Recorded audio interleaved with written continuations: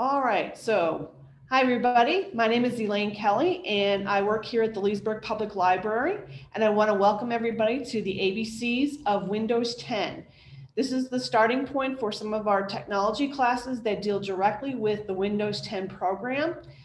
We will be talking through the basic components of Windows 10. We'll be walking across your desktop, and we'll be talking about some of the areas that you can start to customize on your computer to make it a computer that truly suits your needs and what programs and software that you personally access on a regular basis. So what we're going to do first is we're going to go through a PowerPoint, and periodically I'm going to toggle over onto my desktop so you can actually see everything in motion as we go through there, and I will be showing you how to access some of these items.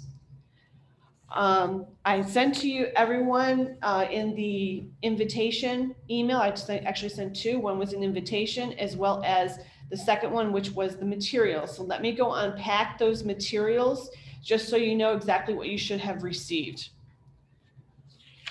All right, the first file would be what's called the quick action buttons. It's a single sheet of paper. These will be talking about some buttons that we're going to be seeing as part of the Action Center, and I wanted to give you a definition as to what each one of these are. I'll be referring to this as when we get to that point in our class, but I wanted to tell you that I went ahead and I sent this to you. Second thing that I sent was a copy of all my slides in the PowerPoint presentation. So that way you can flip through as you need to know what file that or what slide that I'm on, to be able to keep referring back and forth as to what I might be talking about. And the last thing that I sent to you, which is probably the most valuable, are the instructions for what we're doing. As we walk through there, I'm going to be doing a lot of mouse clicks. And rather than for yourself to write them down or to try to remember all the steps that I refer to, I've gone ahead and given you all the different tasks that's inside of here.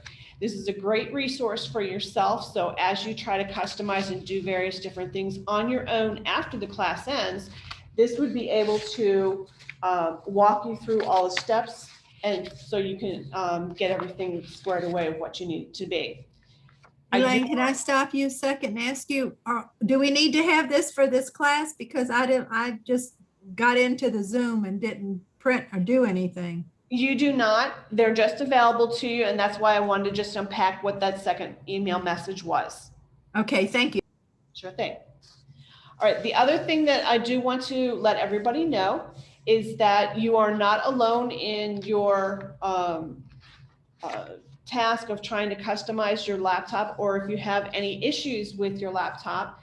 Every Tuesday morning, we have a call-in session called Tech Help Tuesday, and you can call into us with whatever obstacle or whatever your objective is for the Windows 10, and one of our staff members will be glad to help you with how to get you over that obstacle, teach you a little bit more about Windows 10 if you need it, that sort of thing. So we never want to have you feel that you are all by yourself in this regard of trying to customize your computer. All right, so please make sure that you use that if you ever run into any difficulties. All right, so what I'm going to do first is I'm going to share my screen, and we're going to start off with our PowerPoint. So bear with me for just 1 second, please.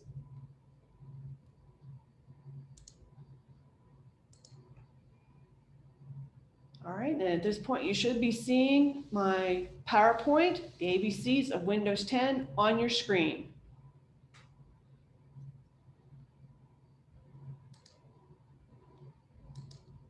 All right, so what we're going to be talking about first today are the end of support dates, and we'll get into that, what those things are in a second. We're going to just start up through the startup process as well as the shutdown. One of the areas that can significantly damage your computer is if you do not shut down your laptop or desktop computer properly. This could impact how long your service life is for your unit, and if we pay a lot of money for this, and we definitely want to get our money's worth off of it. So we're going to talk through that very briefly. We're actually going to go through a review of what the desktop looks like. Now, your desktop may have already started to be customized by yourself, but we'll have some of the basics. We'll talk through how to what those sections are. We're going to review the startup menu, all the different components, and again, how you can actually change some things and find some things on it. Each one of these areas will contain some personalization, but we'll talk about a few additional ones that are not part of this desktop start menu review. And I'm going to give you constantly throughout the entire thing some quick tips. So that way, if you have any problems, that you can easily get to where you need to be. All right, so the first thing I want to bring up to everybody's attention are some dates. And these are what's called end of support. And for Windows 7, this actually already occurred. It's January 2020.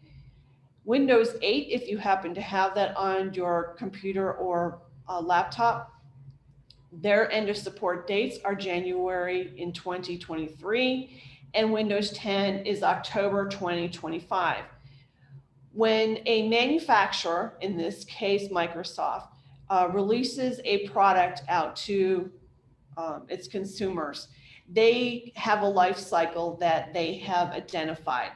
And at the end of that particular life cycle, they stop making modifications to it, they stop patching it, they stop trying to keep it in tip-top order. Why? Because they've already turned their attention onto a later product that they have just more recently launched. Okay, so we're anticipating soon that they are going to launch a new Windows platform. We've already kind of heard some rumblings, but they have yet to launch it at this point. When that does, it will have a life cycle, a stake in the sand of when it's going to actually stop being supported. Reason why I bring this up is, what does it mean for us? All right, it does not mean your computer will no longer function. It will still functioning. Okay, but Microsoft will not be providing any sort of technical support. So if you would be calling into Microsoft, into their help area, and you'd be saying to them, hey, this isn't working, what can I do? They're going to say, thank you very much for your call. However, there's nothing I can do for you. You will not be receiving any more software updates. So those little updates that will come through on your system and you have to go in and install them, they will no longer be applying, as well as they will not provide any more security updates or fixes. So as viruses continue to be made and implemented out there by some very nasty people, Microsoft will no longer be providing the patches to prevent those viruses from attacking your device. So that's why these end of support dates are very important to know. But let's say you decide not to upgrade to the latest platform from Microsoft. What does this mean for your computer? Your computer will still run, okay? It will still operate. It will still do whatever you need it to do. It will still continue to operate, all right? But you will need to rely onto the community boards or computer service groups to support your computer, all right? So you're gonna wanna look around at this point for what local resources that you have to be able to take your computer in for service, all right? They're going to be your only contacts to being able to solve any problems that you have. Your computer will be at risk for viruses and malware, all right? Because you're not getting any more of the security patches, you do have some opportunity for these viruses to be able to come in through these open little windows to be able to attack your PC. At this point, you may need to also invest into some additional security packages, anti the firewalls, Norton, McAfee, any of those other ones, to be able to help further protect you in this particular regard. You might be thinking, okay, if I haven't updated to Windows 10, I may want to do that. Well, any free upgrades into Windows 10 have expired many years ago. When Microsoft launches a product, there's a very small window, and when I say small, it is small, which allows users of its older systems to do a free upgrade to get to this new platform. If they do launch a new platform, you're going to want to take advantage of that window to go ahead and get yourself up there. So that way you do not have to worry about the end of support date.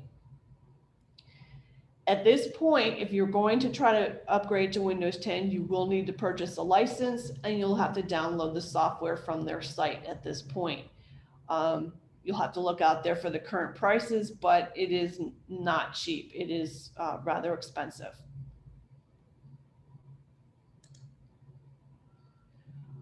So let's just talk now about Windows 10 and what it does contain. I do want to inform everybody that it does automatically have a security package built into it. It contains an antivirus, it contains a firewall, it contains ransomware and internet protection. If you purchase a Norton or McAfee, you're just putting an additional layer of protection out there.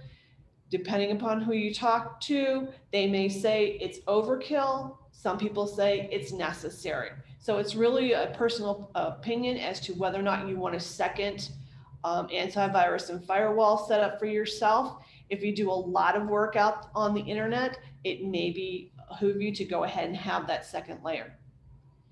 Windows 10 also contains opportunities to enact parental controls.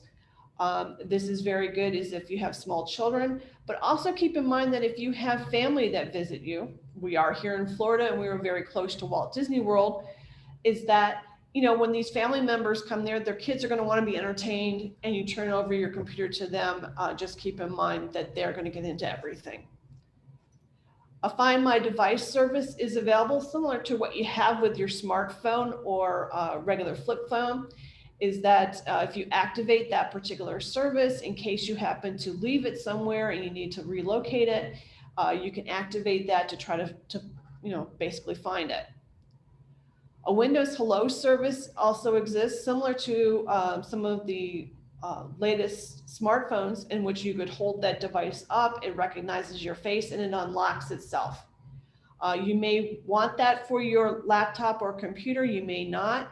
However, for those individuals who have difficulty typing or have any sort of issue that working with their hands may be a little bit of a struggle, activating the Windows Hello service may be to your benefit because it gets you past the lock screen and directly into the computer so you can start your work. One of the great features of Windows 10 is that unlike 7 or 8, there are much fewer restarts required to implement the updates. The updates are not coming down every single day like they did with those other two platforms. They're coming in about maybe once a week or once every other week. So that works great. They can automatically be implemented every time you shut down, and you don't have to do the restarts. Another feature of Windows 10 is they do have an app that you can put onto your smartphone, and you can sync your phone with your PC, so you can actually take your files, work on them remotely, and then be able to sync it back onto your laptop or computer when you get back close to it, so you can actually constantly keep working. Great for business applications or for students. If it's just for personal use, you may not require it. They do have a OneDrive file backup system available with it. It's activated once you register with Microsoft, and you can automatically get into it and be able to place your files out there in the cloud. All right, I know that everybody is probably very familiar with the mouse functions, but I do want to do a quick review of this simply because we're going to be using both the right and the left buttons here. And I just want to make sure everybody's kind of aware of what you need to do with it. If you're ever going to be clicking on the left mouse button, this is very action oriented and it performs a specific activity. Basically, you're telling the computer, hey, do exactly what I'm telling you to do and do it now. The red button that you see there on the image in front of you is the thumb wheel that will allow you to scroll up and down a screen. We won't be using that very much here today. However, that is available if you have that type of mouse at home. Now, the right mouse button, this is where you would actually type on there to say, hey, look, reveal some hidden options for me. show me what else I could do in this particular area. We are going to be using the right mouse button quite a bit in today's class. Just a quick review of the mouse. All right, so your computer or laptop may look similar to this. The reason why I wanted to just kind of cover a few things on here is because you're going to see on the last one that I show you that sometimes it can be quite frustrating, and that's going to be the touch screen. I'm going to show you how to disable that if you happen to have that on your laptop. All right, the first thing I want to show you is the power button. Now your power button may be located in a different spot around your keyboard or onto your laptop's keyboard area. You're going to want to find that thing because that is how you power up. Okay, you press that button, you let it do its startup motions, and you come into it.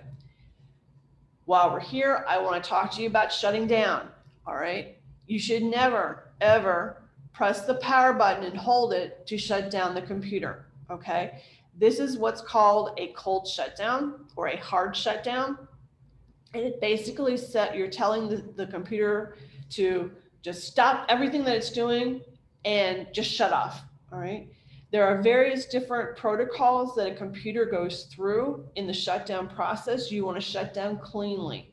I'm going to show you when we get into those areas how to properly shut down your PC. But I just wanted to bring it up to your attention that actually hitting the power button and holding it to shut your PC down is not the proper way to do so.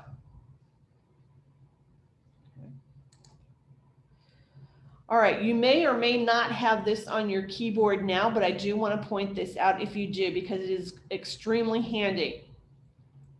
On the last row of your keyboard, usually to the left of your space bar, and your space bar, you're going to see I'm going to have my little mouse. I've got it color coded here, so hopefully you can see it on your screen. I'm going to circle it right here. This is your space bar right here. All right, and roughly about 2 keys over, if you have it on your keyboard, is what looks like a little Windows logo. If you look at it, it's got the little panes to a window. That will actually activate your start menu, but it also is a quick key in which you can press that with a couple of other keys on your keyboard to get to various different functions. This is very helpful if you have difficulty with maneuvering a mouse. To be able to press a key on your keyboard may be a little bit more suitable for you. All right, and the last thing I want to show you here is called the touchpad, and this is if you happen to be using this system here on a laptop. This touchpad is immediately below all of the keys that you see up above. And if it is active, if you happen to touch this thing or as you're typing and you happen to brush against it, suddenly you see your cursor kind of move to another portion of the page. You didn't do anything, you didn't move your mouse, but suddenly it's just there. Odds are it's because your touchpad is activated. There is a way to shut that off, and I will show you how to do that. Okay, but we're going to first review some of the other keys first, and then I'll show you how to do that. So please remind me if I don't cover it, how to get that shut off. All right, so let's say we're in the startup process. We've pressed our power button. It's gone through its startup protocol, and it appears here on the screen. You may have a different image that appears on your PC or laptop, but what this essentially is your Windows Spotlight screen. And it really contains a couple of key areas for you. First, you see all these questions here. It's all sorts of trivia information about the photo. Do you like what you see? You know, it gives you a little starting point for if you were going to play trivia with them. It's all about this image here. You can shut these questions off. All right, you do not have to answer them or anything like that. You can shut them off. I'll show you how to do that. It's just their way to be able to get some further information from you, learn a little bit about the preferences that you have to what you want to see, to be able to customize it for you in the background. Second thing that's on this particular area that's of interest there is it does have a clock and a date. This way you can kind of confirm what your settings are to see if you need to do anything. We do have some other options to be able to provide some additional information on here. Again, we will talk through that when we go through our personalization of this particular screen. But you can't do anything at this point because you're literally in the startup process. To get to the next screen, all you have to do is click anywhere on this image to get to the lock screen, which is the part 2 of this welcome startup process. You do not want to click on any one of these questions if you don't want to answer it. All you have to do is click anywhere on the wide open spaces of the photo. All right, this particular next slide, all right, this is your part 2 of your startup. This is what's called your lock screen, all right, and it contains certain elements on it. First thing is your avatar. Now, this particular one is usually the default for when you get a computer or laptop, and it's supposed to symbolize a person's head and their shoulders. I personally think that it looks like somebody's nose and a frown face, all right? Because it doesn't want to let you go through there. It's kind of giving you the sort of say. All right, we can actually update that to a photo of yourself. We'll do that in personalization if you are interested in that. But just so you know that that little image, that is your avatar. Second area is immediately below your avatar, and it'll probably say your name. Once you've registered your device for the first time with Microsoft, you'll be actually naming providing your name in that service. It should actually greet you. In my case, it'll say, hello, Elaine. And then it may say immediately below that, I forgot my PIN. All right. If you see that I forgot my PIN, this is the standard sort of link that you would always have on any of the other sort of websites or accounts that you've ever had to log into, and that you have accidentally either forgotten your password or you've forgotten a PIN number, and you need to click on that to be able to get whatever your security question is so it can be sent to you. All right.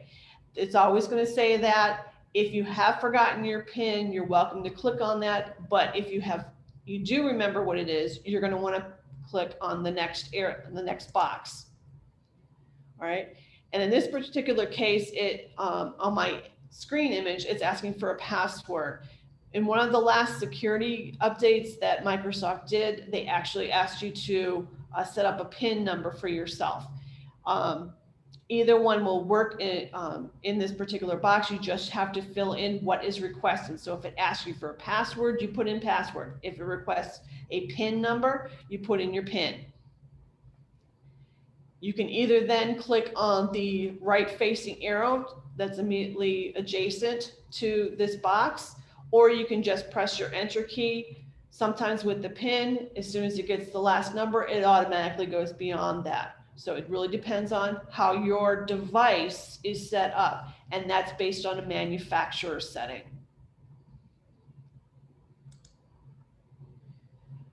In the lower left corner of this lock screen, if you are the only user, you may only see one of these lines here, and that's your user ID. It will have the same picture as your avatar, and it may say your name or it may just say user.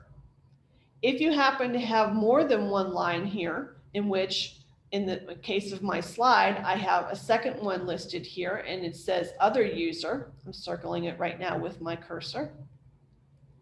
All right. This is, you have the ability on any of your devices, whether it be a computer or laptop, to set up a second account for another person or other family members.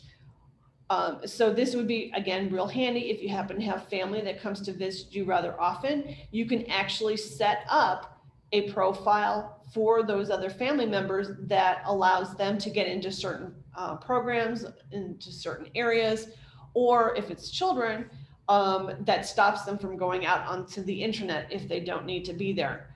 But you can actually have them log in as themselves, and they would have access to their customized settings on the computer or laptop.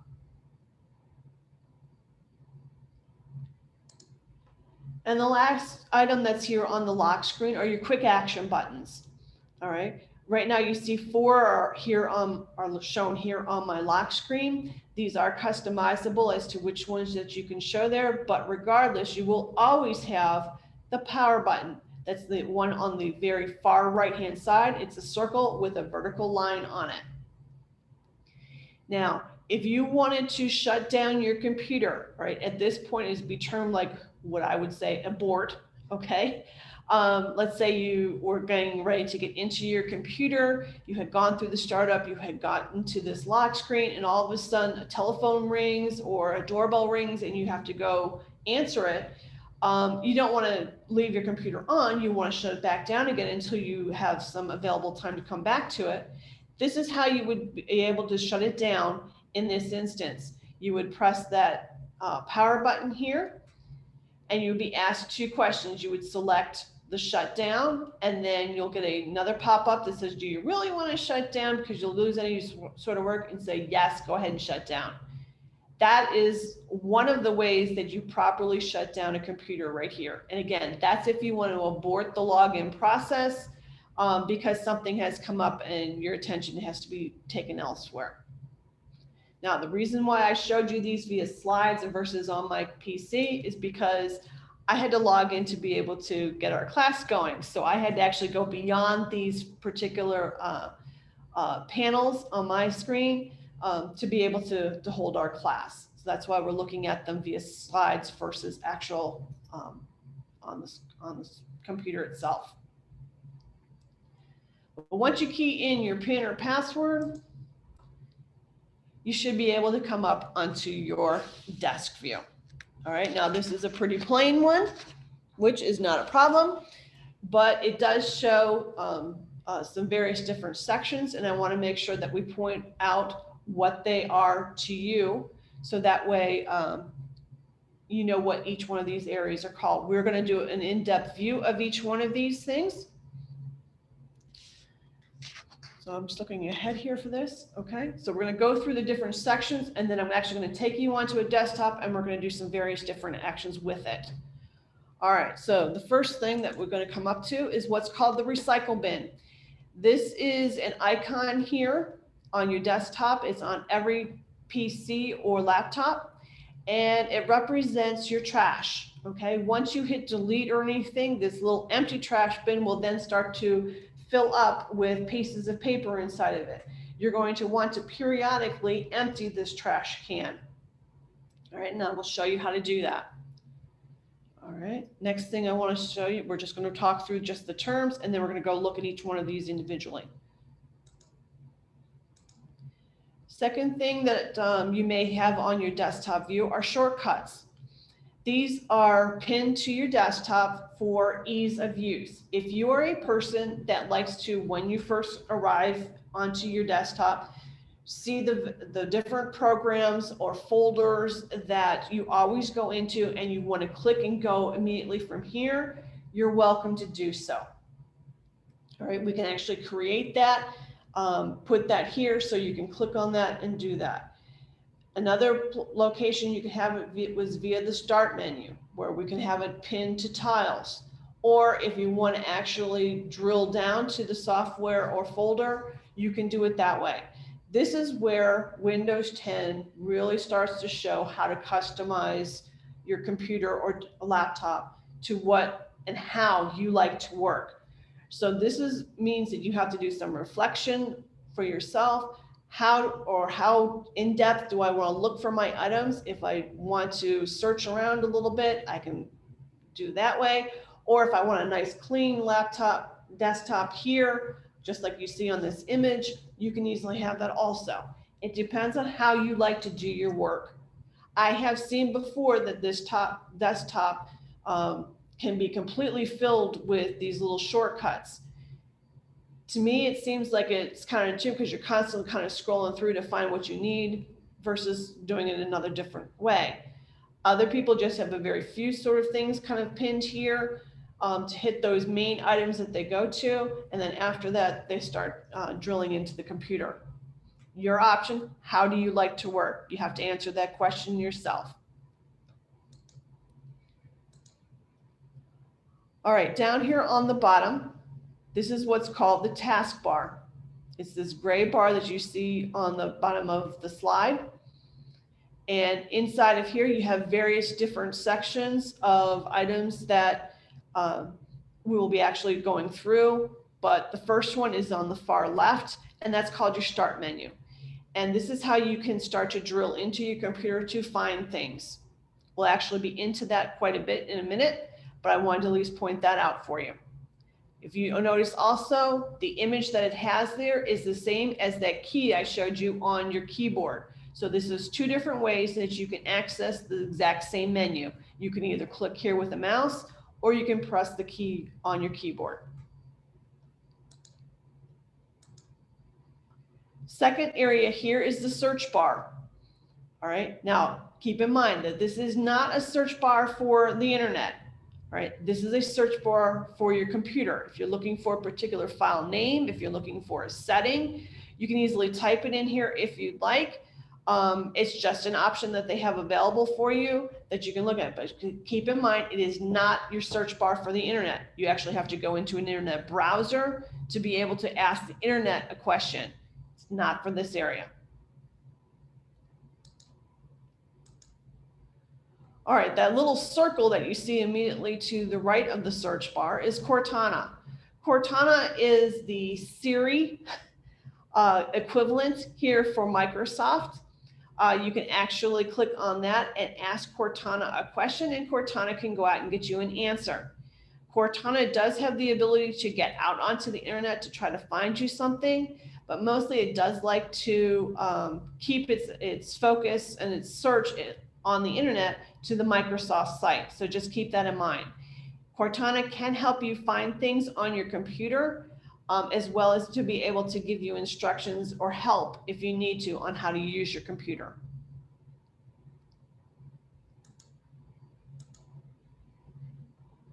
All right, your next item up there, you may or may not have this already on your taskbar. If you have just recently purchased your device, it is probably there. And what it looks like is a film, the old type film reel that's kind of like, and you're holding it up like this and you see panel, panel, panel, panel. Anyway, this is called the task view.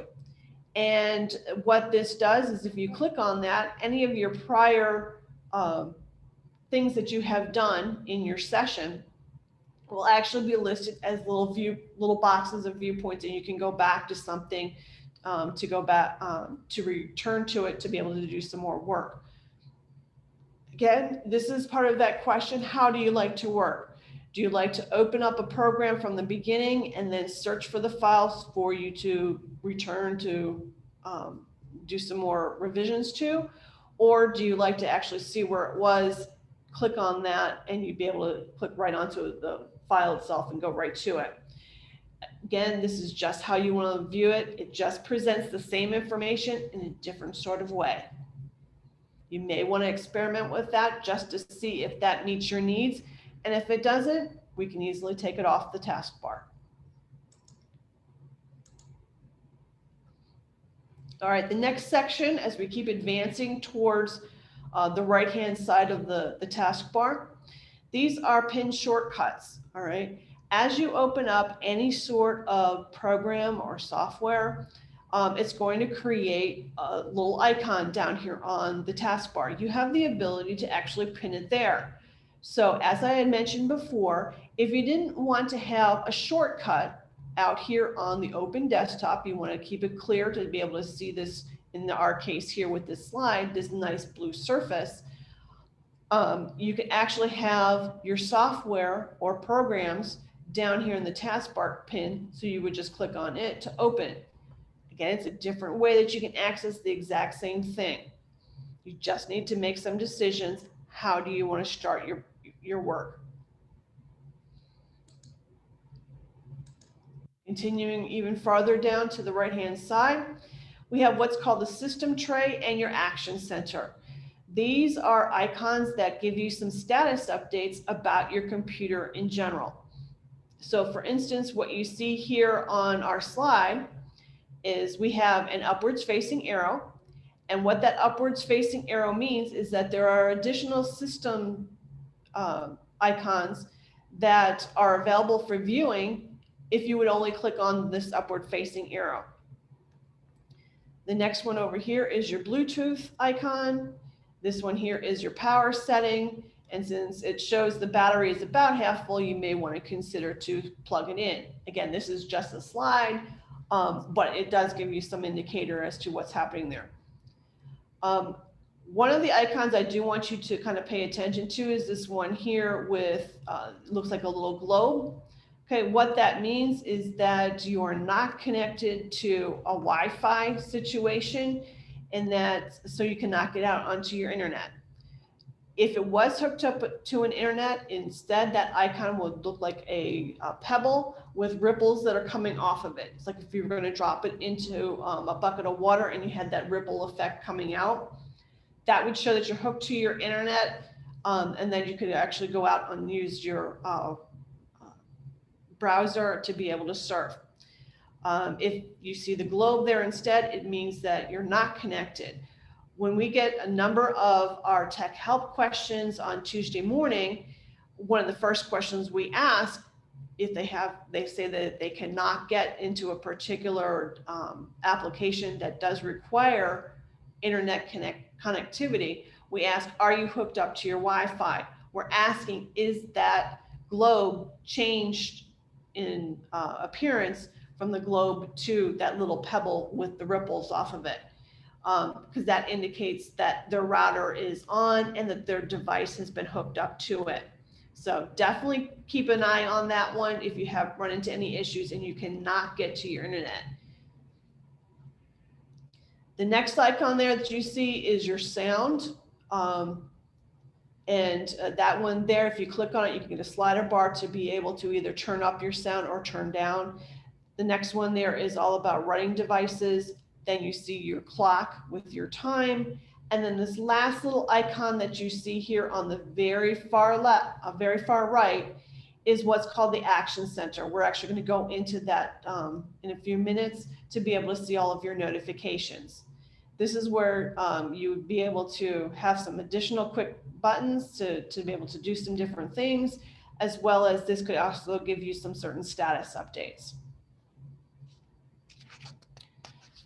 Okay, so at this point, I am going to actually go onto our desktop, and we're going to start doing some customization on there so you can see what these things can do.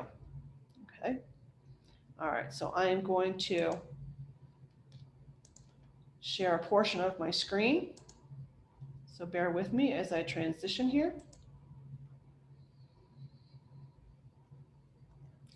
All right, so now on your screen, you should now be seeing my desktop. And how do you know that it's got the desktop? Yes, you still have this nice blue background here. However, you should now start to see a lot of different shortcuts over here on my left-hand side, as well as my Firefox one here at the top. All right, I want to point out some various different things here. One is the recycle bin. Okay, it's up here in the corner. I told you that each one of these are, it's always there. I want you to see what this is here, and it is empty. Why do I know it's empty? Because there's no papers in it. Let me show you what it looks like when it's full. Okay, so I'm just going to take some various different things. I'm going to put it in here. I'm going to clean up my desktop. And you see the very first thing that went in there, my shortcut, automatically I see my trash can and it's full of papers. So that way I know that something in there needs to be empty. How do I go about emptying it? I take my mouse cursor. You see it circling there in the center of your screen. I place it on top of the recycle bin. I release it just to make sure that I'm not having any buttons pushed. First thing I'm going to do is with my left mouse button, I'm going to click it once to highlight. You should see a little light line appear around the recycle bin. If you do a right mouse click while the cursor is still pressed on it, you see a little pick list come up. The second item there shows empty recycle bin. If you click on that, it will ask you a question to say, do you want to permanently delete? And say yes.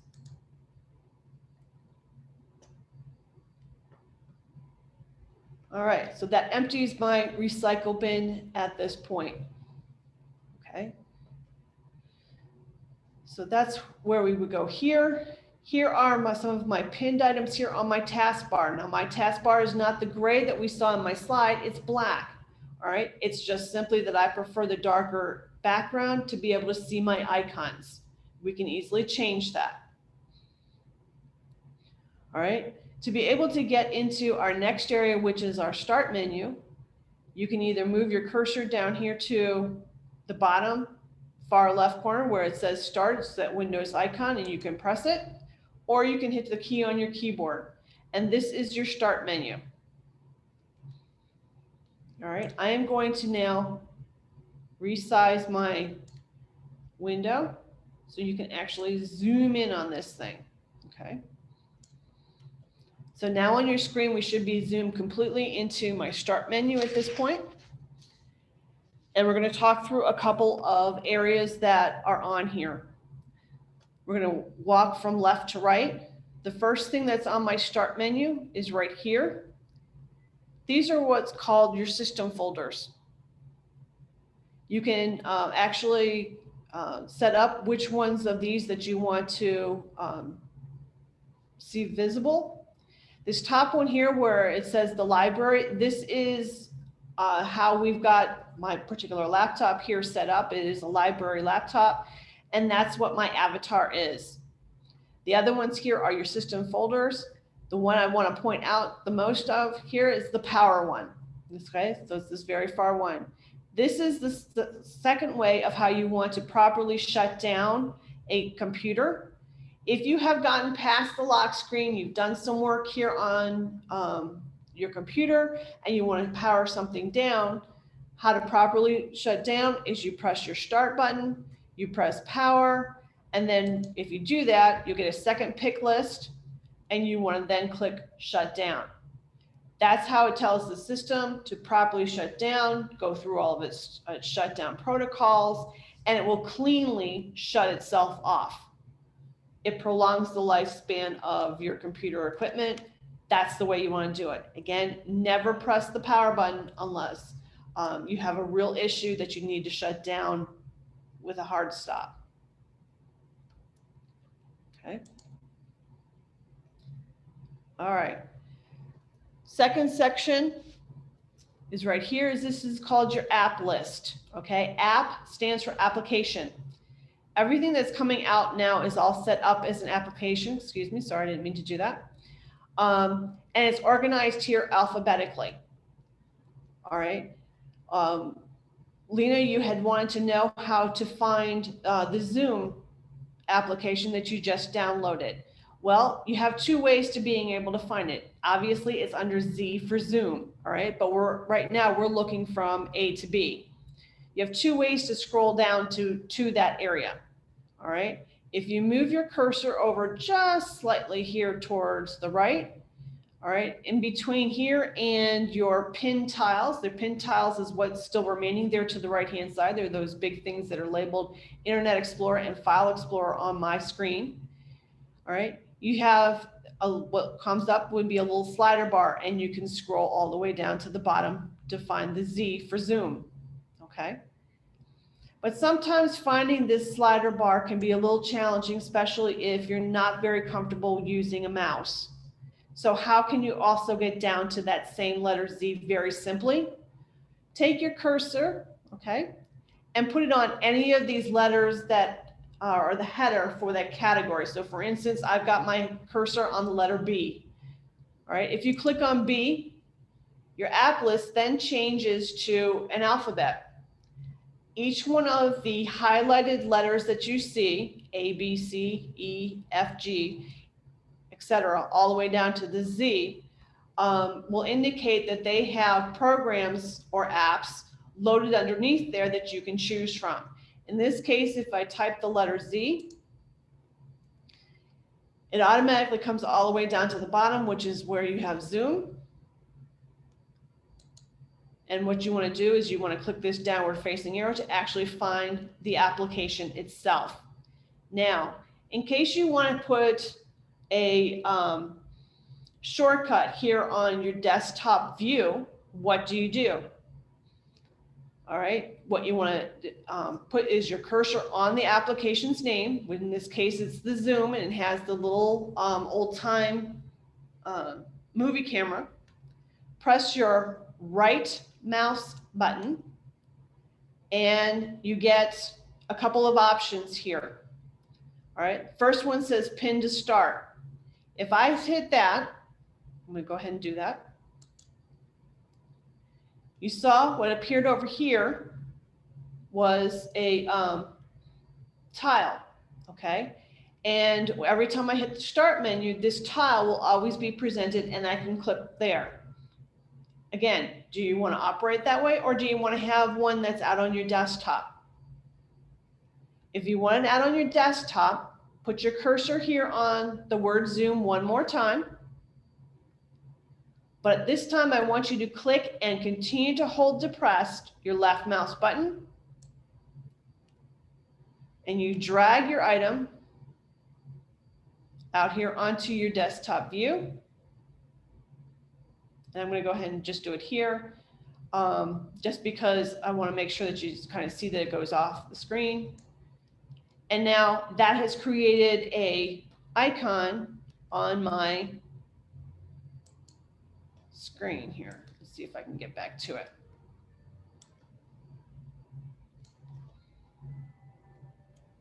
All right, so I'm coming back again to my desktop, and you see my icon is listed right here on my screen. Thank you for doing that. Not a problem. Now, if you also want to organize what shortcuts that you decide to put out here, okay? All you have to do is put your cursor here on the blue expanse or whatever your image is. Do a right mouse click. And under the second option where you see sort by, you can click by name. Your icons will automatically organize itself alphabetically. And also it will condense, so if you have any blank spaces in between, it will automatically eliminate those and it becomes a little bit more organized for yourself. Now, one of the other options that you can do while we're here on this desktop, so you can see me do it, is if I also, again, put my cursor out here in this nice blue expanse, I click with my right mouse button. Now, we had done the sort by to do our alphabetical by name. If we want to do view, which is our first option, I have what's in on here, large icons, but you can change it to medium or you can change it to small. So if you'd like to have your shortcuts, these little images over here, to be a little bit larger because your eyes don't want to strain as much with the small size, you can change the size of your icons here. And that's how you would do it. Right mouse click, view, and then switch it to the sizing that you're looking for. Okay, I want to come back to my start menu. So I want to talk about some other things again. So I'm going to resize down again, so it becomes big screen for you.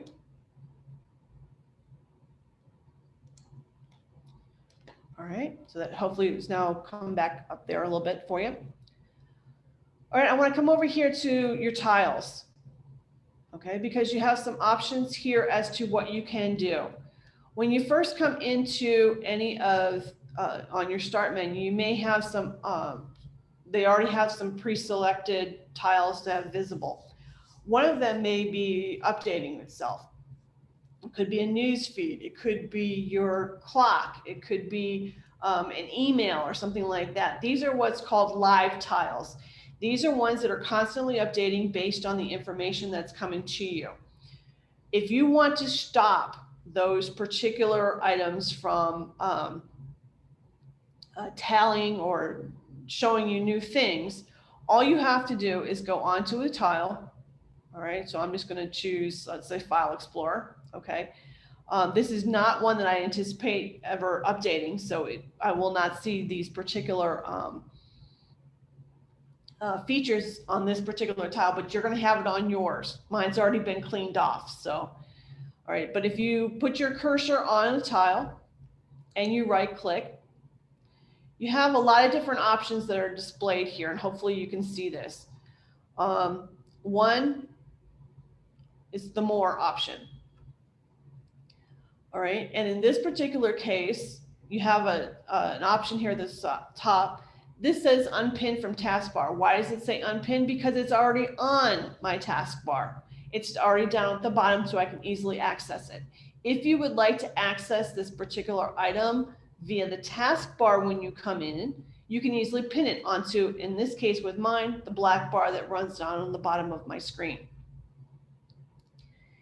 Now, if this is a live tile, like the news, like email, like the weather, you can actually turn, the first option on here may say turn live tile on, turn live tile off.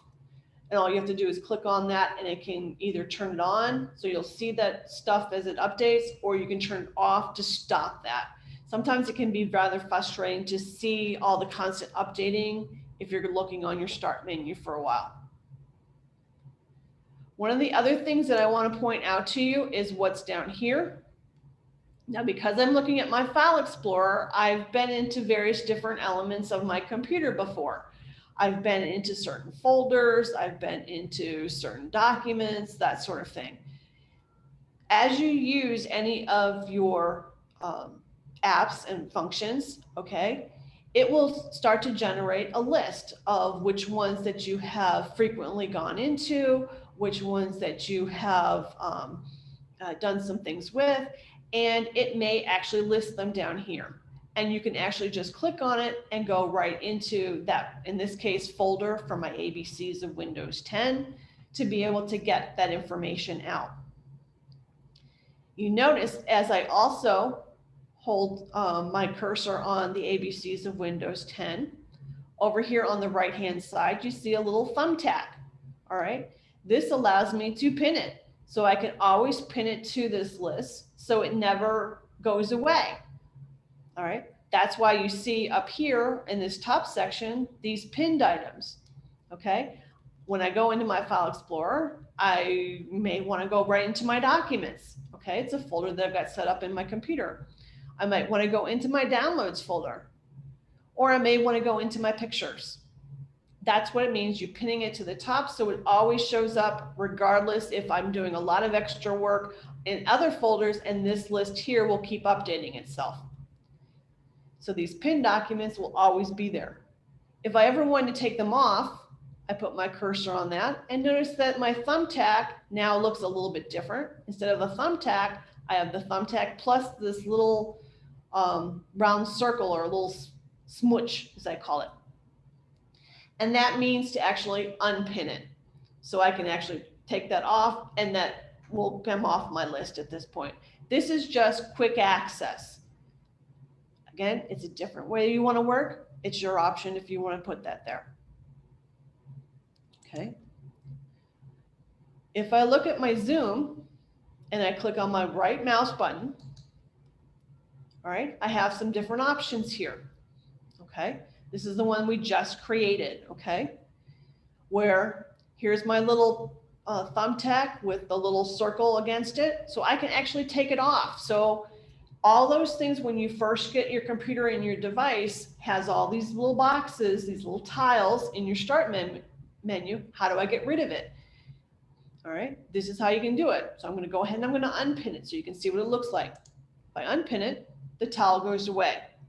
So you may have tiles on your computer or your laptop that have no meaning to you, or it's for something that you don't want anymore.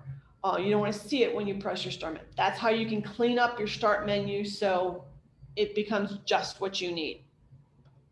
If we want to put one again back on it, all right, so I'm going to go over here to my Excel option. I'm going to place my cursor on the Excel. I'm going to right mouse click it. Again, see what my options are here. Here are all of the files that I have been working on before. that I could easily get to if I wanted to. Here's my pin to start. So I can actually create a block here if I wanted to. Some of the other options that I have, I'm going to come up here in the top. One is resize. Right now it's set to my medium size tile, but I can do a small. So I can get smaller. So you may want to consider having some very small tiles for some of your software, but larger ones for maybe a folder or the vice versa. It really depends on how you want the look of your particular system to be, but you can make them bigger and smaller. And just keep in mind, you are not limited to the size of this original start menu. Let me show you what I'm talking about here. So I'm going to widen out my area for you to see. All right, so I'm going to take my cursor and I'm going to put it right here on the edge of my start menu. And you see how my cursor went from just a plain arrow to a line with 2 arrows on either end, right? That allows me to resize. What you want to do is click with your left mouse button, because we're telling you to do its action right now. Click and hold it down. Continue to hold that left mouse button down. While you do that, drag it over to the right, and you'll see that your start menu then becomes larger. You can actually extend this out to 4 columns worth of tiles. You saw how the Excel tile moved from underneath here to over here. This is your second group right over in here. I can do another one here for a third column of tiles, and I can still go over farther for a 4th column. You are always limited though, if you ever wanted to bring it back down, you always have to have 1 column worth of tiles available on your start menu. You cannot eliminate it only just down to the app list. So just some FYI for yourself. I'm going to come back over here just to resize it so it becomes big screen for you. I want to make sure that you're able to see as we zoom in on a lot of these different things. All right, the other thing I want to show you here, I'm going to go ahead and put my cursor on and right mouse click this, is that you have an option that's called More. And if I click on the word More, the options that I have here are pinned to a taskbar. So I can actually pin it down there on the bottom if I wanted to. You also have some other options with it. And bear with me because this one doesn't show it on here.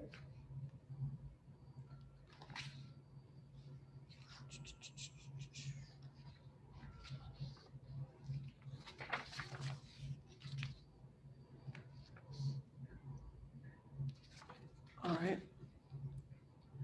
You also have the open the file location, as well as you may have some other ones. Because this is a library computer, it's a company provided, we do have some other ones that come up here, which is run as an administrator. You will not have that on your personal PC or laptop because it's for personal use.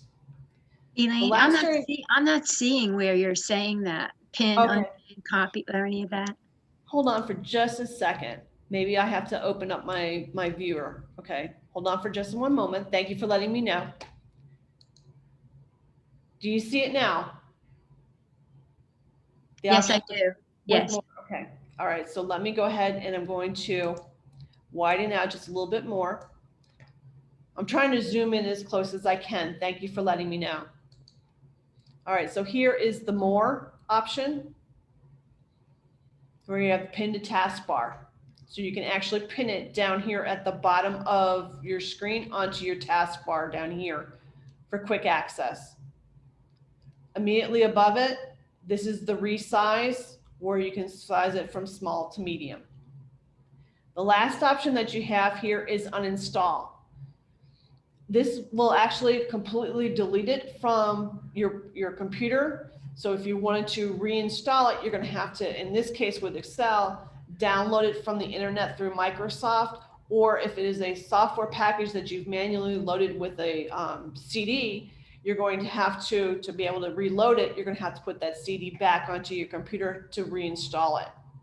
But this is one way that you can actually get rid of programs off of your PC, is just by right-clicking them and saying uninstall. Now, if you do not have a tile here with that and you still want to uninstall something, you just put your cursor here on the app name here on the app list. And if you right-click here, one of the options that you have here is to, again, uninstall. All right, I'm going to actually bring this over, this access one over here to my tiles, because the last thing I want to show you here, and I want to zoom in a little bit on this, is how to create a folder of like apps together so you have it all on one tile. If I put my cursor here on the Excel and I click with my left mouse button and continue to hold it down, and then I stack it on top of my access button, and then I release my left button, I now have a folder here where I can name, I was saying, let's say Microsoft Office. And all I did was put my cursor right there. You see how my cursor changed from an arrow to, it looks like a big letter I. I clicked on that and I can type it in. I'm going to press my enter key and it takes this, and this is the name of this particular folder. All right, if I click this upward facing arrow and this blue one here, it closes the folder up. But now you see I've got two little squares inside of there for the programs that I could put. So I could actually go down here. Let me go over here to my app list. I'm going to click on my letter B to get my alphabet. I'm going to click W. Here's my word. I'm going to right click. I'm going to say pin to start. So here it comes. Here's my tile. I'm going to click with my left mouse button, continue to hold it down. I'm going to bring it and put it right on top of, let's see if I can get it in there or not. I'm not sure if it's going to let me do it. I may have to undo it, open this up. Let's see if I can do it this way. No, it won't let me do it. Oh, there we go. All right, so what I had to do there to be able to add it to this folder of my Microsoft Office products, I first had to pin it here to as a tile. I had to open the folder, and then I had to click with my left mouse button on the word and then drag it onto the folder, and then it actually added it to it. So this way you can actually group a couple of apps together into one thing that you may consistently try to use. In the case of Microsoft Office, this is pretty handy to have all three of those there versus trying to find them in the app list each and every time. If you're doing work at home or even school, all right, and you do some very specific things all the time, and rather than, again, look through the app list, you kind of create a little folder of those applications. You know that you can just stay inside of there. It's a quick, handy way to be able to find the things that you want to use and have them all grouped together. Handy. So that's how you would do everything on the start menu. Okay. So I'm going to go back now to my PowerPoint, and we're going to catch our way up. So bear with me as I switch back to that.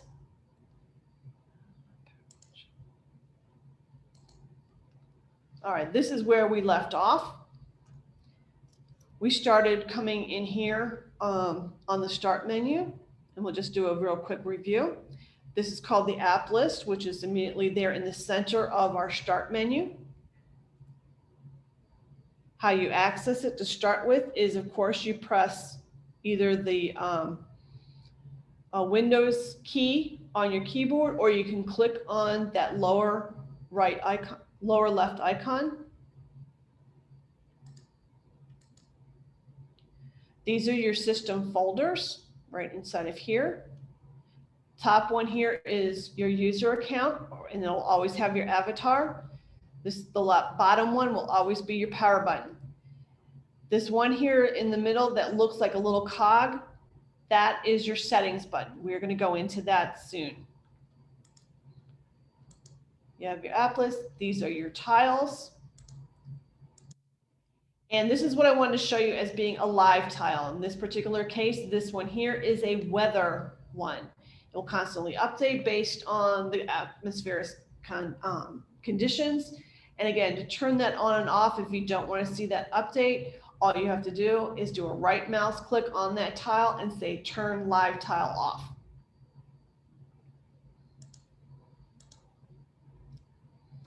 All right, the various different options, which we kind of walked our way through, was how to turn on and off, pin to start, unpin, resize, pin to the taskbar so it appears down on the bottom of your screen. But you also have an opportunity to share something. Just be very cautious about what you do decide to share. If it's a file, that's usually not a problem, but just keep in mind that if you don't know who the recipient is or whether or not they would unintentionally share a virus with you, sharing a file with them via this method may not be your safest option. You have the ability to uninstall. We looked at that. And we have the list of recently accessed documents. These are my slides, which you have copies of in the packet that I sent to you. We'll just give you some close-up views of some of those little pick lists that appear when you right mouse click anything. It'll show you again some more close-up views of how to pin a new tile to the start menu, how to resize it, how to turn a live tile on and off. And again, just one more time, a live tile is one that constantly updates, and how to create a folder.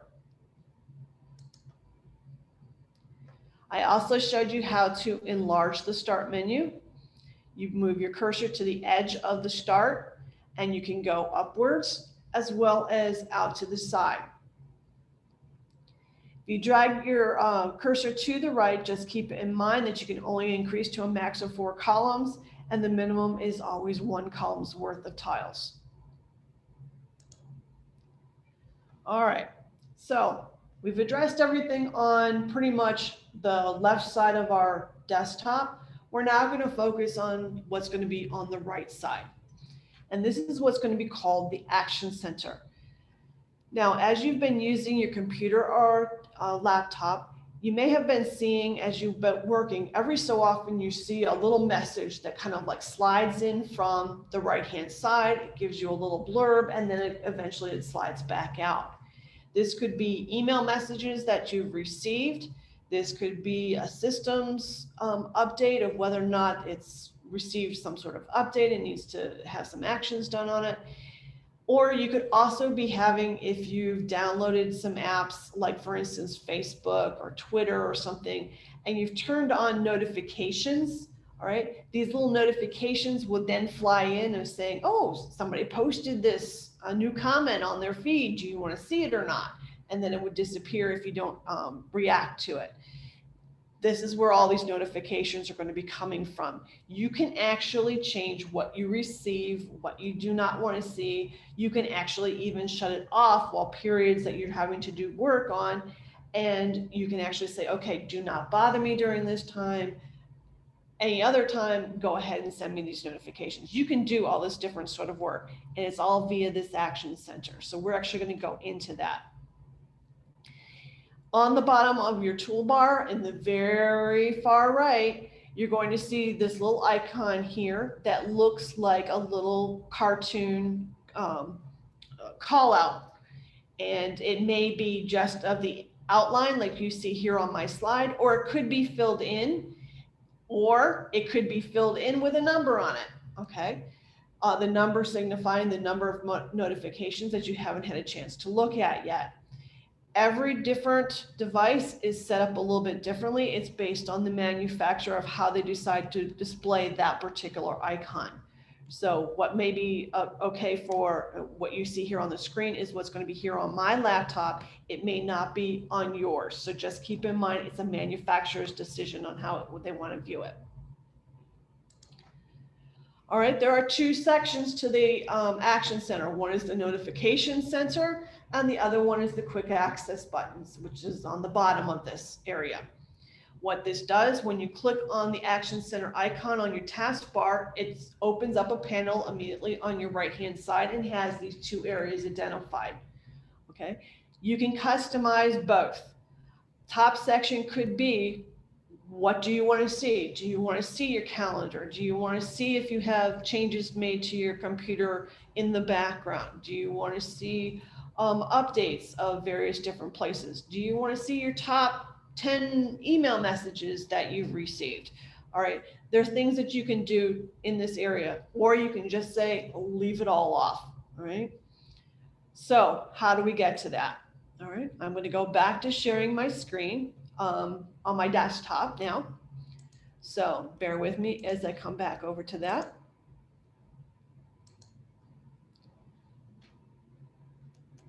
All right, you're on my desktop now. I'm going to increase the size of this. And right now, if you look down here on my desktop, you see that instead of having that outline, you see it's been filled in. So again, this is a manufacturer's decision as to how they want to have the notification icon or the Action Center icon displayed to you. If I click on this, okay, and let me kind of zoom in on this. Now, before I do so, I do want to point out one thing, because once I zoom in on it, you're going to see two things disappear. Why? Because I'm zoomed in on it and I cannot stretch it out farther. First thing, this may just be barely visible to you. I apologize, there's no other way I could get to it. Up here on the very top section, there's a statement that says Manage Notifications. This is where you can click to start customizing this. Okay. And also on the bottom of this Action Center, there's going to be a slide bar. Okay. It's beneath all of my quick action buttons. All right. It's going to look like a little sun, a little round thing with little beams out of it, and it's going to have a slider bar on it. This is your internal light. Okay. How bright do you want your screen to appear? You can take that slider bar, slide it left or right to make it lighter or darker or brighter, depending upon what your needs are to be able to see your screen. Once I zoom in on those two areas are going to disappear from your viewing ability on my screen. So I do want to let you know that ahead of time. All right, so let me zoom in just so you kind of see what the image looks like, and then I'm going to zoom right back out again. All right, so at this point, you should see a zoom of my Action Center. This top section here is the notifications, and right now you do see I have a notification on here, which is why my little Action Center icon on my taskbar was filled in, because it's Cortana and she's giving me a message here. And it'll just say, I'll quietly move your notifications to the Action Center until you exit full screen mode. And so I can either turn it off, or I can do this thing here, or I can actually just delete it. So if I actually put my cursor here on the message, you'll see I have some options here, which is to clear it, which is my X. If I have the upward facing arrow, it means to collapse. And then the lower one here is settings, meaning that I can change this as Cortana setting in our settings panel. If I want to clear all notifications, so I've taken a look at them, I kind of process what they all are. All I have to do is click this button right here above my quick access buttons, which is this clear all notifications. Now, I'm going to go ahead and I'm going to expand my screen one more time, because I want to show you how to manage your notifications where you can say what you want to turn on and off.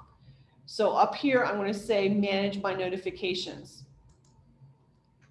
When I do that, it automatically opens up my settings screen. And this is under my systems header for notification and actions. And this is how I can actually dictate what it is that I'm going to be seeing on that particular action area. All right. If I scroll down my page, so I'm going to use my thumb wheel in the middle of my mouse to scroll down here a little bit. This is where I can get notifications from senders. Okay, this can be any of your programs. This could be any of the apps that you've downloaded. This is where you would be able to see whether or not you've got it set up that Facebook gives you notifications or Messenger gives you notifications. They would be all listed right here. In the case of my laptop here, I have 4 things identified that I want to get some notifications on. One is Cortana. We saw Cortana's message to me there on my action center. I want to know if I've got some updates that have happened or that are pending. So I have my settings turned on, I have my autoplay, and I have my Google Chrome. You can actually turn these things on or off just by clicking the toggle switch. And to actually turn on the notifications, you actually have to go into that program and say, turn on notifications, and it will appear here on this screen.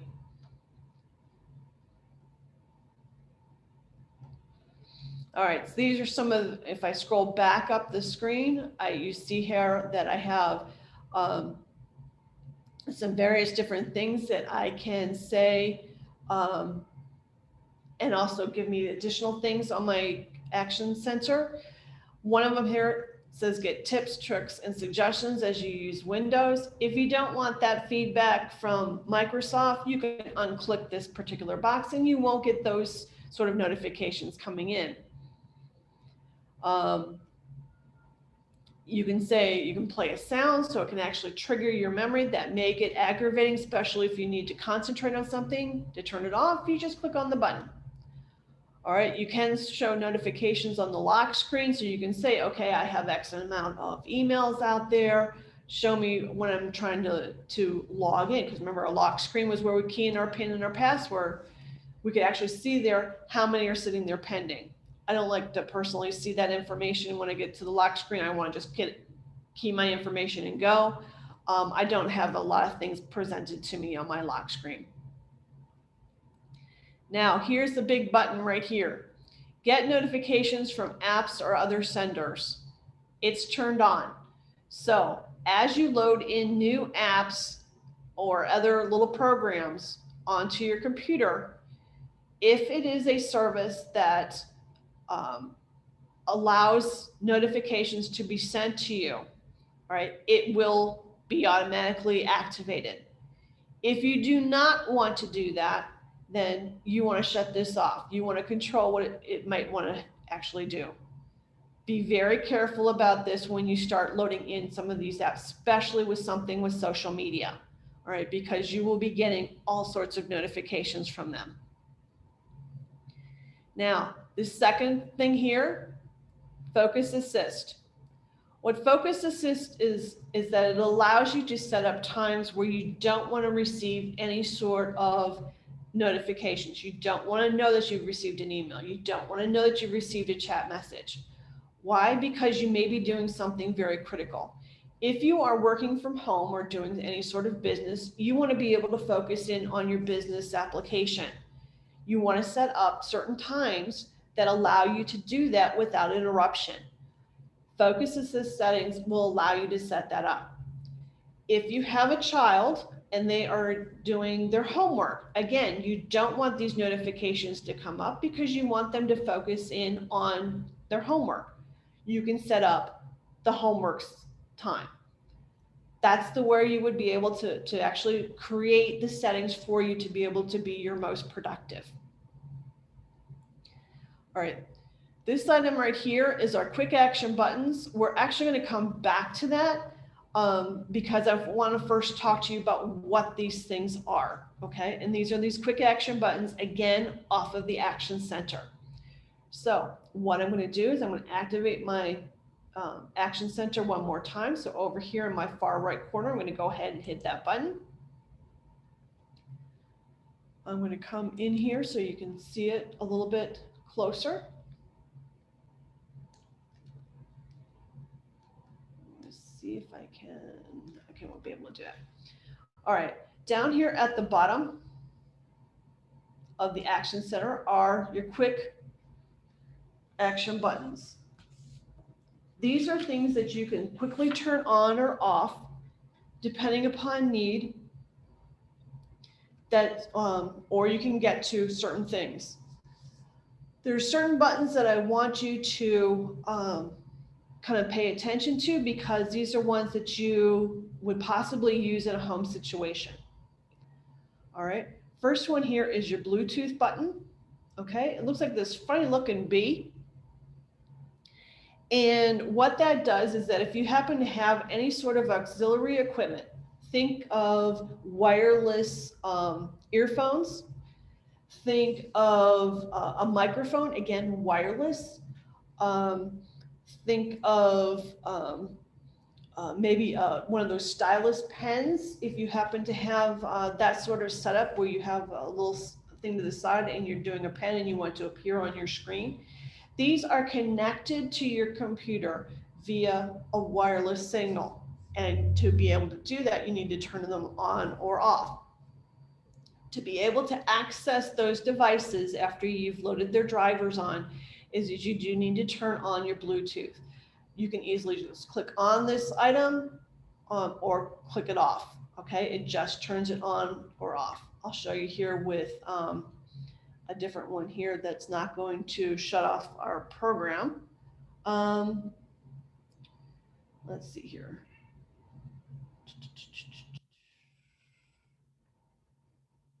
Let's say these will actually open up these programs, so I don't want to click on this, same as the settings one here, the one with the little cog.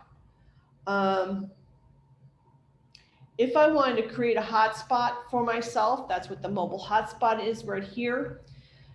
This is advantageous if you are going to be traveling with a partner or a compadre, and the two of you, one person is connected to an internet and the other person is not, and they want to be able to access it, but they don't want to get onto the one signal. Say like you're in a hotel room and you have to physically hook up to them versus doing searching for a Wi-Fi setting.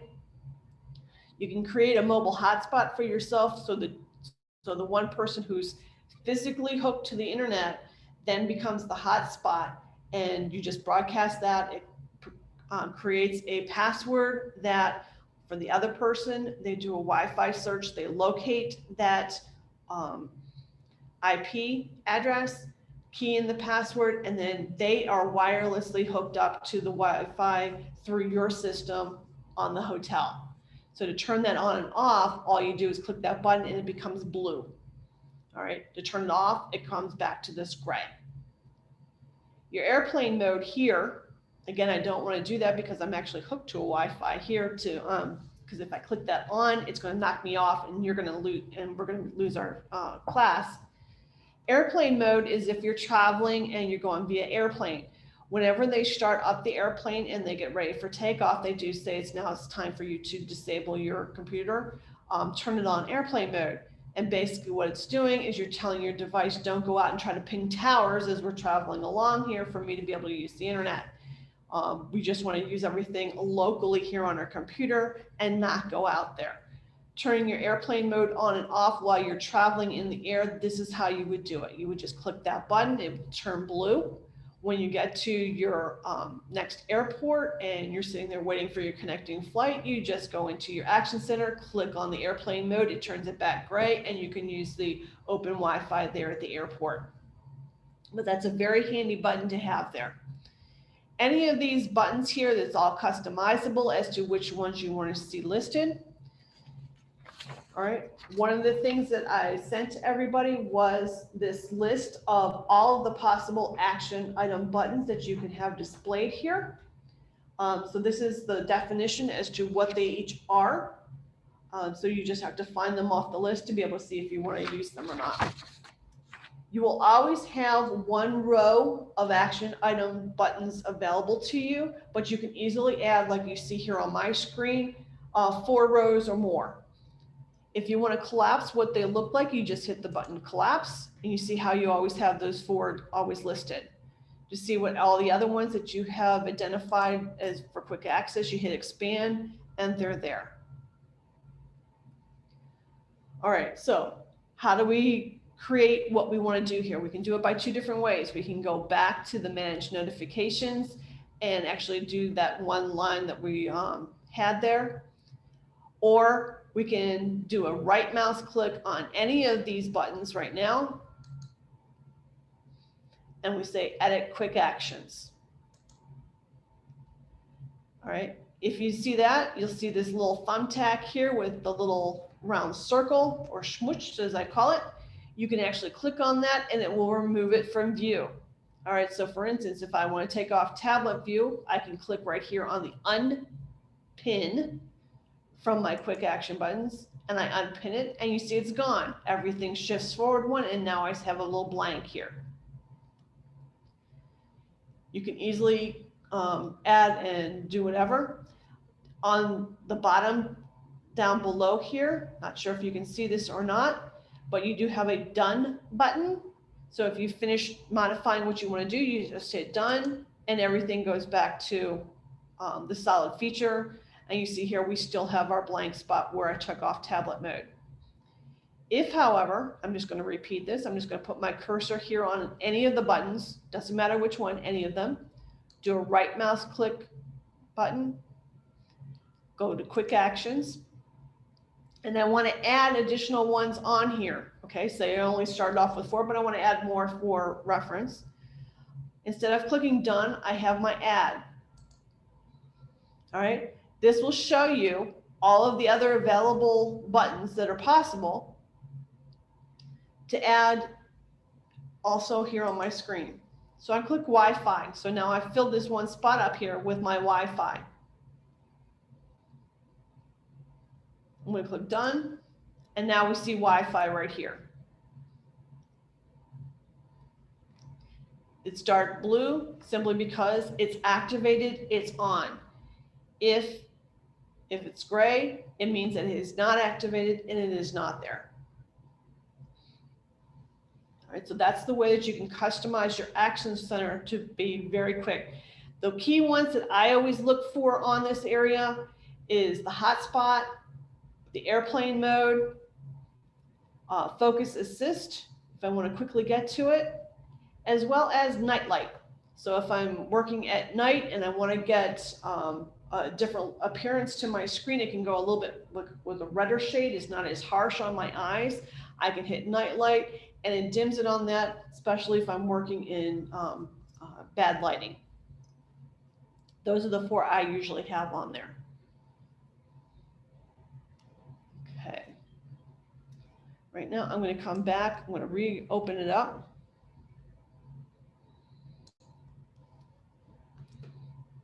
I'm going to come back here to my settings panel. All right, so say you did not remember to use the right mouse click down there on the quick action buttons of how to get to modifying those particular buttons. Up on the top of that Action Center, we had manage notifications. If I click that link there, again, it reopens back here onto my, my settings panel. Automatically goes to my notifications, and here on the very top of it, edit your quick action items. All right, it will click this on, and then you can easily come right back here and you see the Action Center reopens up and you see the buttons listed here.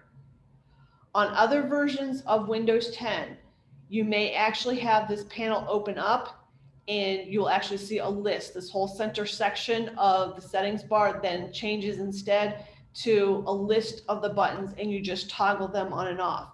It depends on what version of Windows 10 that you have as to how that may appear to you. So I just wanted to point that out, so it may have a different look to what you need to do. Okay, I'm going to go back to our PowerPoint, catch us up to where we are. So bear with me as I bring that back up.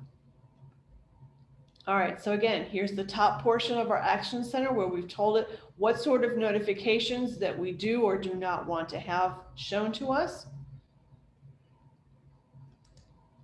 The bottom section of our Action Center are the quick action buttons that you can customize as to how much that you want to see or not see. Anything with the blue means that it's activated. Anything with the gray means that it's not activated at this particular moment in time. All right, some further ways to personalize your desktop. All right, bear with me as I get to my notes here. We're going to personalize what our desktop looks like, and then we're going to personalize what our lock screen looks like. And I also, as I promised, I also want to show you how to turn on and off the touchpad if you happen to have a laptop. Okay, so I'm going to go back to my desktop so you can see as I'm doing this.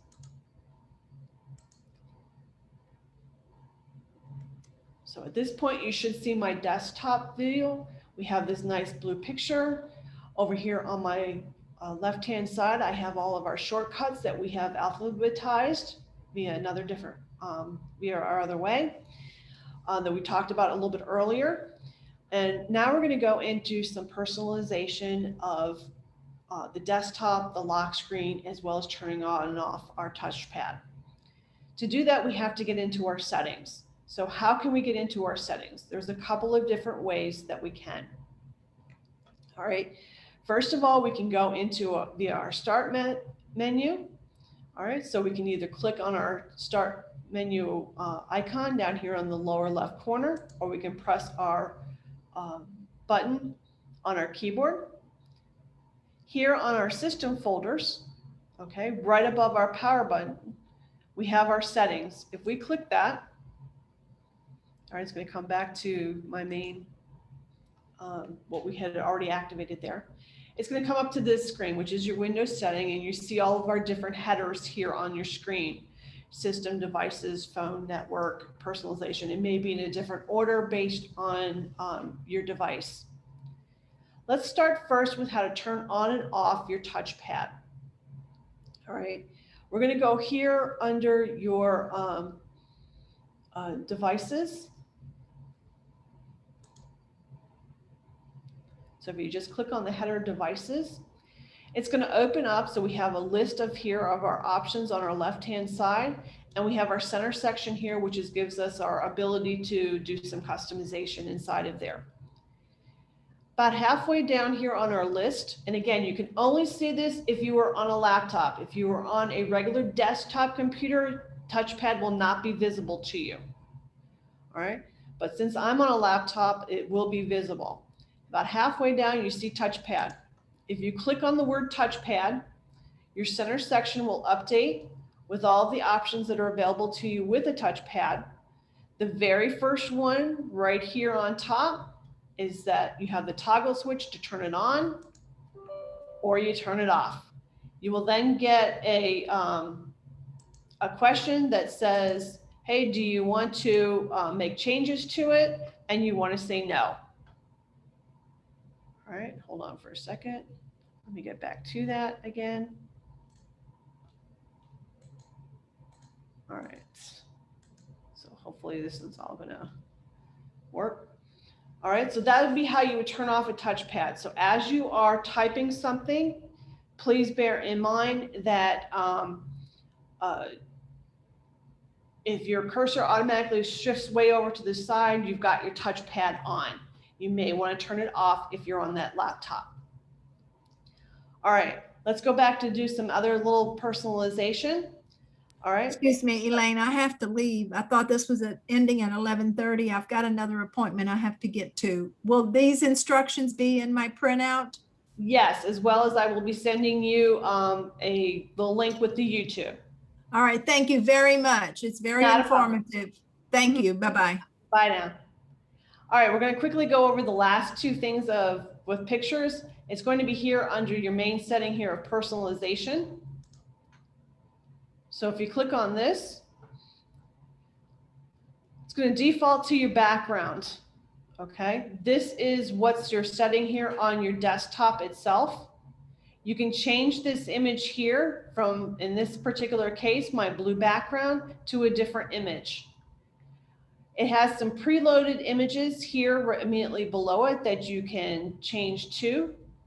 And as soon as you select it, so if I select this nice one here, your preview up here on the top will automatically show what it will look like if you applied it. If you don't like it, you can easily go back. Or if you want to actually find a photo of your own personal, you click browse and you go and you can search your computer to be able to find that new image. So if you have a nice image of your family or your pet or a vacation photo, you can easily put that there and you would then be able to have it customized to something that you would like to be able to see. If you want to change the colors, I'm just going to click here off of the left-hand screen. We're not even going to go off of it. This is everything that we're going to be. If you want to do your colors, these are going to be the colors that you see here on your tiles, on your app lists, okay, in which you can actually change down here. If you scroll, putting your cursor in the center of the screen using your thumb wheel on your mouse, you can come down and you can actually select different colors here. As you update that, your preview at the top of your screen will update to reflect what that new color scheme would be. Keep in mind that some colors become quite obnoxious. So you may want to make sure that you kind of stay with the ones that are a little bit more comfortable on your eyes. The third one here on our list here on the left is lock screen. All right. And this is, again, in part of the startup scenario. You're going to want to, if you want to switch that image that you see displayed when you first power up your computer, you can do that. Right now on my system, it's defaulted to Windows Spotlight, meaning that it will update based on what the new image that Microsoft wants you to see on that particular day. You can change this to something else if you'd like. If I click on that downward facing arrow, I can click to picture. So I can actually choose my own picture from the computer to be able to put here. Or I can do a slideshow. So if I have all of my images together and let's say if it's a really nice vacation that I absolutely love, I can do slideshow, select that slideshow off of my computer, and I will actually see pictures that I want to see from my travels. You have those three options. Okay. Here's where you can choose an app to show a status on your lock screen. So if I wanted to choose how many emails I have to take a look at, I can click this plus button and it will actually then give me my list of all my apps. I choose email and I can put the email on here. You have the option of whether or not you want to show this picture as you sign in. Remember where you key in your password or your PIN. You can put that there at that point. You also have your timeout settings. Sometimes people who are logging into it takes them a little bit longer to key in all of their information.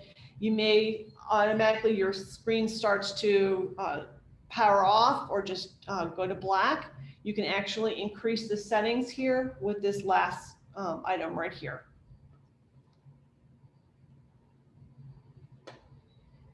Now there may also be a second line on here. It's not on my screen, but it may be on yours, where it says, do you want to disable the suggestions on the lock screen about the spotlight? This is where you would click it off to be able to turn off those obnoxious little sayings that you see there on the lock screen.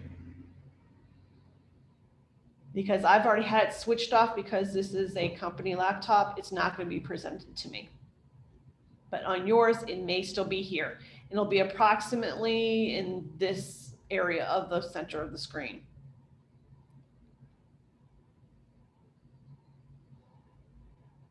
All right, I do want to talk about fonts real quick. All right, this is not the area where you want to show how large or small your writing is on your screen.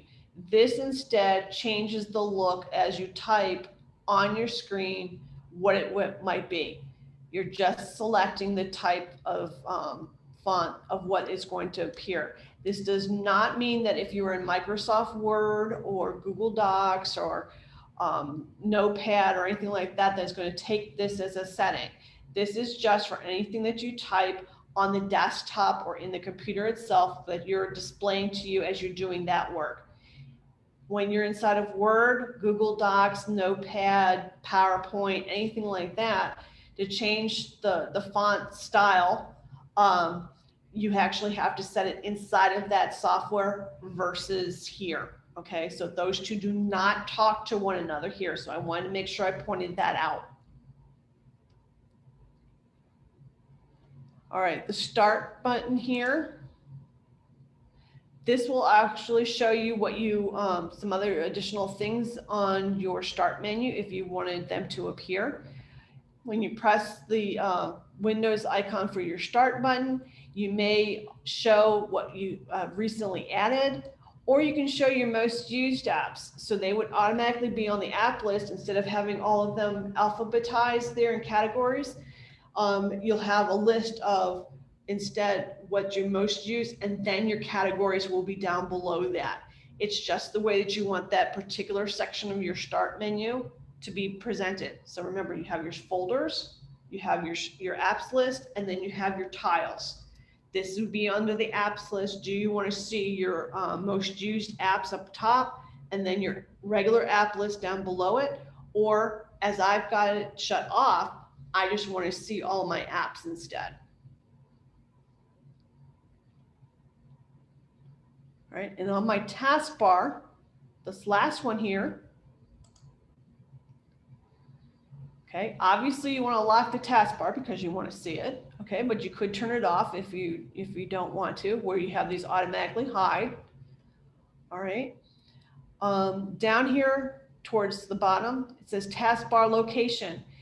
Right now it's usually defaulted to the bottom, but if you'd like to see it on a different area of your screen, left, right, top, all right, you can change it here just by clicking the downward facing arrow and changing where you want to have it set up. And you have some options in here as to hide the labels and anything else like that. The other things that are on further down here are not something that I normally use. I don't necessarily want to see the taskbar on all my displays, so I don't have that checked on. And if I have people on here, it's usually if they are for messaging, if they show up or not. So this is how you would kind of personalize your computer a little bit. Again, the later classes that we have in our sequence will show you how to further customize things on your computer, but this gives you the broad strokes on how to be able to put together something that you can start to use at this point. So right now I'm going to go ahead and I'm going to stop my sharing. All right, so I want to open the floor at this point, see if anybody has any further questions that you'd like to ask me. Again, to unmute yourself, you just have to press the space bar, ask your question, and then release the space bar.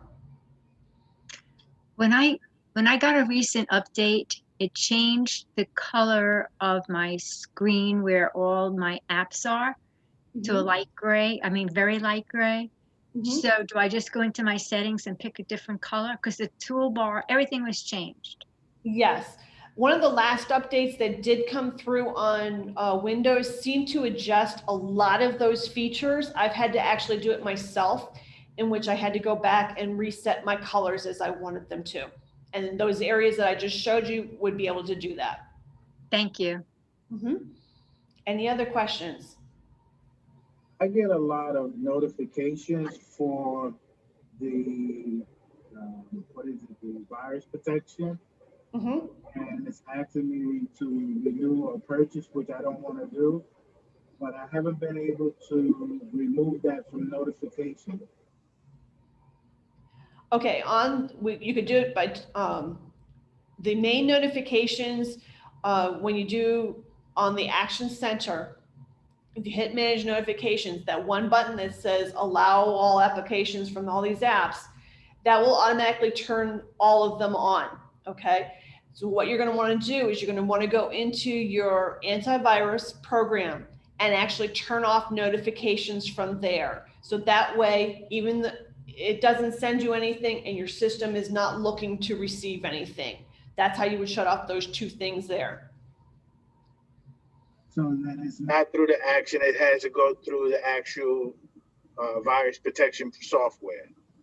Yes, because if you want to keep notifications from your other services to still appear, because they're going to come in much less frequently, and then you want to make sure that you actually do that action for that particular service. You don't want to shut off all notifications to all your apps. But if you want to do that route, just go ahead and on your Action Center, click Manage Notifications, and then the toggle button that comes up in your settings panel, just turn off all apps. It's your option as to which way you want to go with that, Ernest. No, thank you. I understand now. I know because I don't want to shut them all off. It's only that one that keeps popping up like every day, and it's really annoying when you start your computer. Exactly. I personally manage the Facebook page here for the library. I'm one of the many administrators. And when I had to load Facebook onto my work PC, obviously those things are automatically turned on with Facebook. I mean, Facebook wants to send you everything, So I had to actually go into the Facebook settings and say, no, I do not want to receive your notifications at this point. But I didn't want to turn it off on my Action Center for all my apps, because my other apps that I do use, if something comes in with them, it's usually of a critical nature, and I want to know that something's happening. When I do go into the software, is it easy to locate the notification on/off button? Usually it's something in the settings, and you will have to drill down into it. Some make it very easy to find. Other ones are not that friendly. They want to keep sending you something. Thank you. Any other questions I can answer? Also, how soon do we get the video of this class? Because I had to be, my attention had to be disrupted for a moment. Oh, not a problem. I'm recording it via a different sort of way. It usually takes a little bit longer for me to upload. So I'm hoping that it will be in this afternoon. If not, you will get the notification tomorrow. Thank you again. Any last questions? No, but thank you very much, Elaine. Not a problem. I'm going to go ahead and then I'm going to end my recording.